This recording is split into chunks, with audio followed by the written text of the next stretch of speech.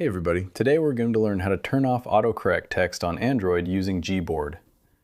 Erratic automated word replacements can completely ruin your typing flow, but disabling the correction engine gives you absolute manual control over every single word you type.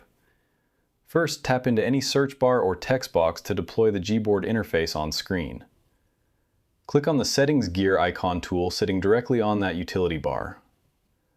Look at the Primary Configurations menu list layout and click on Correction and Suggestions. Locate the Configuration row option explicitly labeled Autocorrection. Click the toggle switch right next to Autocorrection to turn it completely off. While you are inside this layout workspace, you can also look directly below and turn off Predictive Text or Auto Capitalization if you want to strip away all automated input adjustments. The input engine framework will instantly lock in your rules, meaning your phone will never swap out your custom phrasing or typed slang words again. And that's it. I hope it helps you in your current and future project. Thank you for watching.